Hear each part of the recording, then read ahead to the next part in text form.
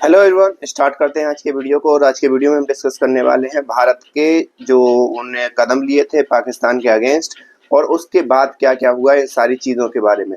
पहलगाम का जो अटैक हुआ वो ही बहुत ही दर्दनाक, बहुत ही दुर्भाग्यपूर्ण था।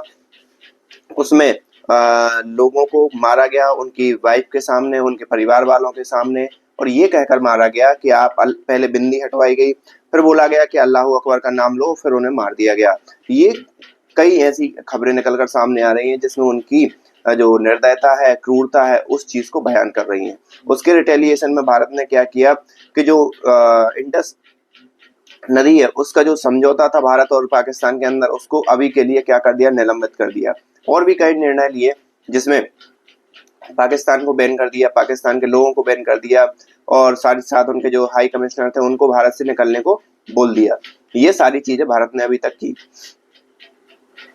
लेकिन अगर हम पाकिस्तान की बात करें तो पाकिस्तान ने भी खुद को दृढ़ और सुदृढ़ दिखाने के लिए, क्योंकि आपको मालूम होगा पाकिस्तान के हालात तो वैसे ही खराब हैं, लेकिन ये सब दिखाने के लिए पाकिस्तान ने भी भारत के लिए उनका खुद का एयर स्पेस बंद कर दिया। दूसरा, ये भारत के लोगों की एंट्री बंद कर दी, कोई जाता ही नहीं था तो क्या एंट्री बंद करेंगे। लेकिन भारत का जो डायरेक्टली इनडायरेक्टली जो व्यापार होता था उसको भी बंद कर दिया, बाघा बॉर्डर को भी बंद कर दिया। ये सारी चीजें, और समझौते के नाम पर एक शिमला समझौता था, उसको भी उन्होंने कहा कि ये भी मैं मानने से इनकार करता हूँ। और वो समझौता हुआ था जब बांग्लादेश को पाकिस्तान से अलग किया गया था, उसके रिगार्डिंग ये सारा समझौता था।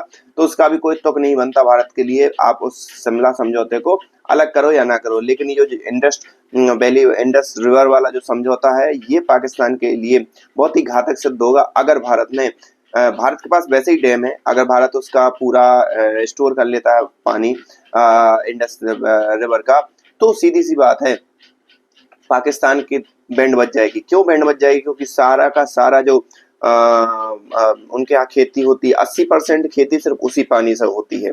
इसीलिए पाकिस्तान ने रिटेलिएशन में कहा कि अगर ये किया गया, जो कि इस समझौते को निलंबित किया गया, तो पाकिस्तान ये समझेगा कि पाकिस्तान के अगेंस्ट युद्ध का पैगाम कर दिया गया। और पाकिस्तान उन सभी, मतलब अलग अलग मीडिया रिपोर्ट पाकिस्तान की जो आ रही है उसमें ये कहा जा रहा है कि पाकिस्तान उस चीज को टारगेट करेगा। किस चीज को टारगेट करेगा? जो मतलब डैम बनाए गए हैं उस रिवर पर, उन सारी चीजों को टारगेट करेगा। तो ये चीजें निकलकर सामने आ रही हैं, और साथ ही साथ पाकिस्तान को ये भी लग रहा है कि भारत क्या मालूम क्या निर्णय लेगा। क्यों? क्योंकि मधुबनी के अंदर एक वो रैली थी, नॉट रैली, मैं ये कहूँगा एक सभा थी, जिसमें प्रधानमंत्री मोदी ने वहां पर संबोधित किया पूरे देश को, मधुबनी की जनता को। तो मधुबनी की जनता को संबोधित करते करते उन्होंने न केवल पूरे देश को संबोधित किया, और बल्कि वर्ल्ड को भी ये बताया कि अब आतंकवादियों ने बहुत गलती कर दी है, और वो जहां जहां भी होंगे, जो जो उसके सपोर्टर होंगे, उनको हम चुन चुन कर मारेंगे। जिनने भी फाइनेंस किया होगा, जिनने भी मदद की होगी, सारे लोगों को मारा जाएगा बगैर किसी दया के।